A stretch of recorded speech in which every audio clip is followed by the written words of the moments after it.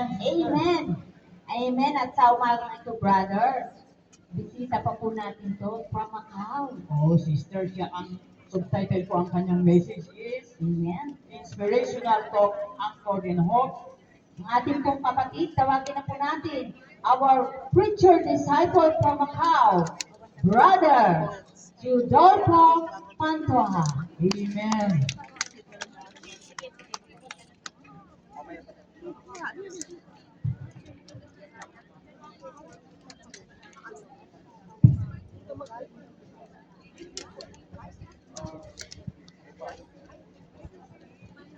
Magandang umaga sa lahat.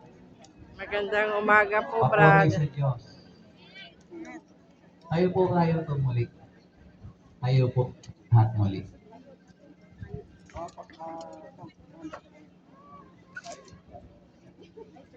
Open your heart.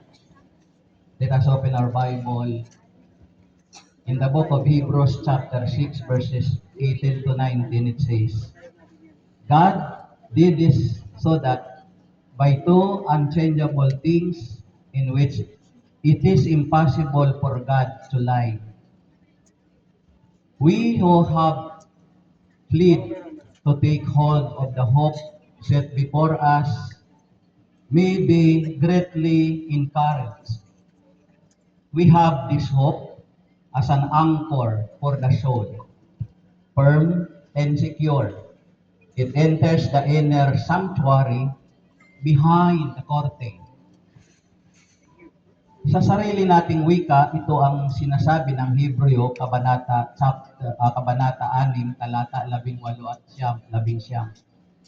Hindi nagbabago at hindi nagsisinungaling ang Diyos tungkol sa dalawang bagay na ito, ang kanyang pangako at sumpa.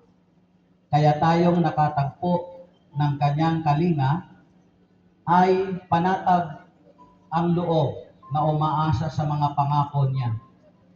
Ang pag-asang ito ang siyang matibay at matatag na angkla ng ating buhay. At ito'y umaabot hanggang sa kabila ng tabing ng templo, hanggang sa dakong kabanal-banalan. Let us bow down our head. Dakilang Diyos, aming amang makapangyarihan sa lahat, pinasasalamatan ka namin, dinadakila ang iyong banal na pangalan. Salamat po, 37 taon na kami po ay sinamahan mo dito. Ngayon, punuin mo kami ng pag-asa at inaangkin namin, dakilang Diyos, ang iyong pagsama at inaangkin namin ang tagumpay ngayon pa lang ng pagdiriwang sa kapangyarihan ng banal mong pangalan sa bansang Hong Kong. Salamat po, ito ang aming panalangin sa pangalan ni Jesus, sa ngalan ng Ama, Anak at Espiritu Santo. Amen. Amen. Purihin ng Diyos, iwagayway natin ang ating mga kamay. Okay po, makakaupo na kayo, mga kapatid. At ang ating pong pag-aralan ngayon, anchored in hope, nakaangkla pag-asa. It means being held steady and secure. No?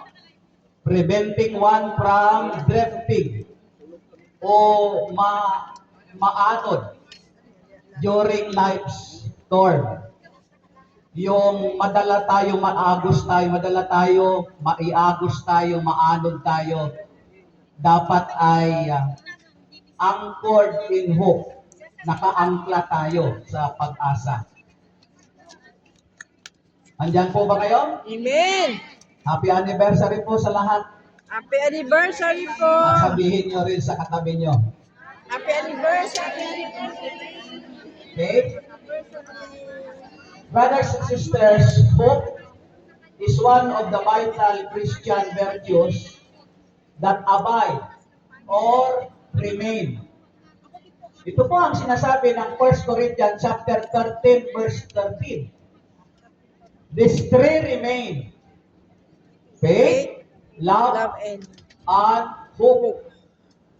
So, one of the vital Christian virtue is hope.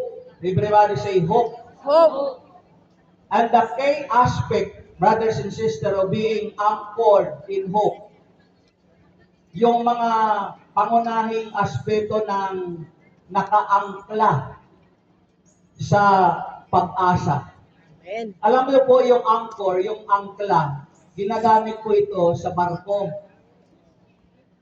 Para steady po yung barko, ihulog po yun, at dumating man po ang malakas na oros o bagyo, yung barko hindi po kayang alisin doon sa kinalalagyan niya.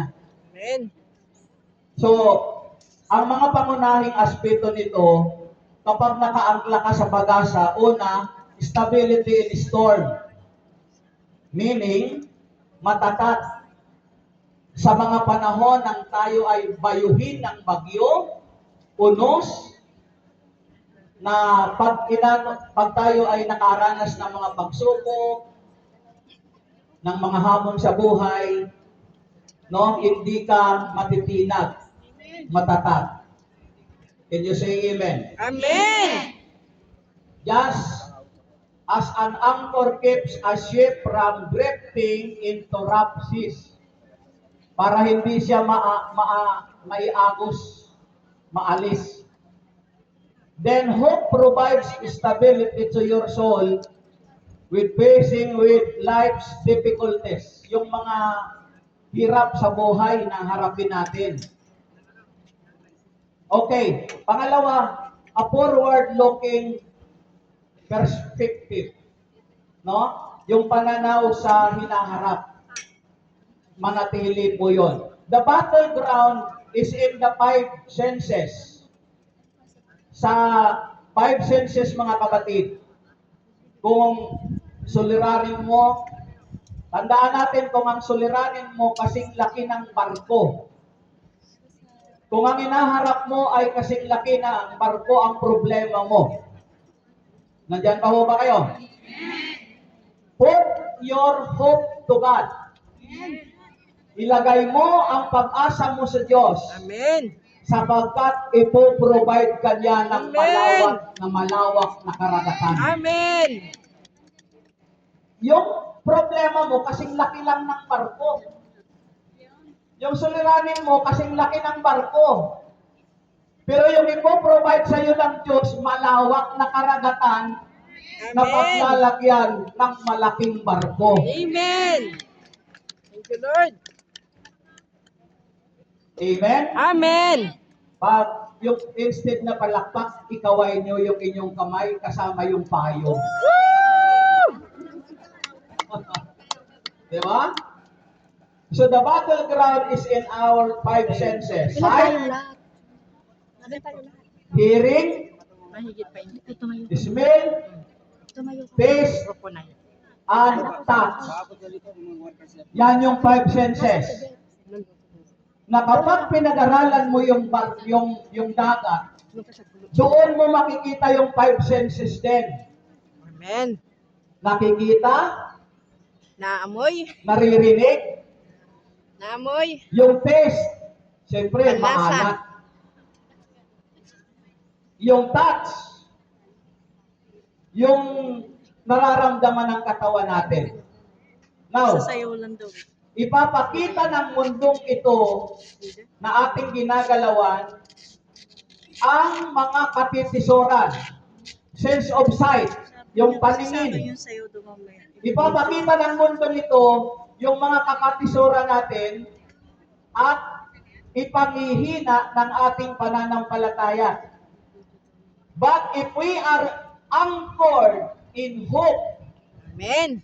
kung nakaangkla tayo sa pag-asa, ang sabi ng Hebrew chapter 11 verse 1, ang pananampalataya ay katiyakan na mangyayari ang ating mga inaasahan Hindi pa nakikita. at paninindigan tungkol sa mga bagay na hindi pa natin nakikita. Amen. Wagayway ang kamay kasama payong. Yan, ipapakita niya sa iyo, pero sabihin mo, pag nakita mo na yung mga kahinaan, ang lagi mong sasabihin, Sinabi ng Bible na umasa ka, manalig ka sa mga bagay na hindi mo pa nakikita. Amen. Pangalawa, sense of hearing. Hearing. Pandinig. Ipaparinig sa atin ng mundo ang ingay nito hanggang mawala ang kagalakan mo sa Panginoon. Amen. Ngunit, yung mga taong anchored in hope, ito naman ang ipaparating ng salita ng Diyos. Ito rin ang ipaparinig sa iyo ng salita ng Diyos. Our reading nagsabi na ang pag-asang ito ang siyang matibay at matatag na angkla ng ating buhay at ito'y umaabot hanggang sa kabila ng tabing ng templo hanggang sa dakong kabanal-banalan. Amen. Amen. Amen. Ano yung pangatlo? Sense of Smell. Ay. Since hindi kayo makasagot, gawin nyo na lang, sense of smell, sabihin nyo ganito. Smell. Sense of, Smell. sabi ko ganito eh. Ay. Ipapaamoy sa iyo ng mundong ito ang bulok na sistema. Bakit maaamoy? Bulok nga eh. Amen. Yung kabulukan ng sistema ng mundo, ipapaamoy sa iyo ng mundong ito. Kaya, lumong-lumo ka. Kasi alam nyo, pag nakaamoy ka ng pangit na naaamoy ko ng babaho, lumong-lumo ka. Hinang-hina ka. Pwede ba pabulong na amen lang? Amen. Amen. Okay. Kaya lumong-lumo ka, ang tanong mo, makakabangon pa kaya ako? Amen. Hello? Amen. Makakabangon pa kaya tayo? Amen. Amen. May pag-asa pa kaya tayo? Amen. Yes. If you are anchored in hope, Amen. sabi ng awit 91 verse 15-16, alam natin to, sabay-sabay. Kapag sila'y tumawag, laging handa ako. Aking sasamahan. Dahil ay sasakluluhan Aking ililigtas. at ang bawat isa'y pararangalan Sila'y bibigyan ko ng ng mahabang buhay. nang tatamuin nila'y kaligtasan. Amen.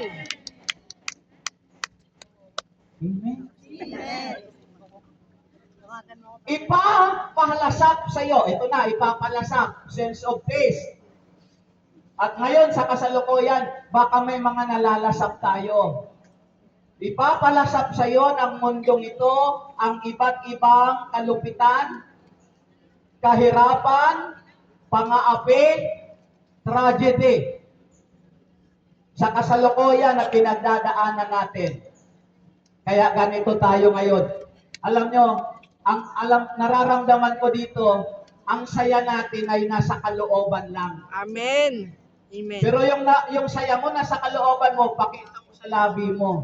Amen. Ganyan ba yung saya ng kalooban mo? Kita sa labi. Pakitingnan yung katabi mo. Kung masaya. Alam nyo, yung masaya, hindi bawal.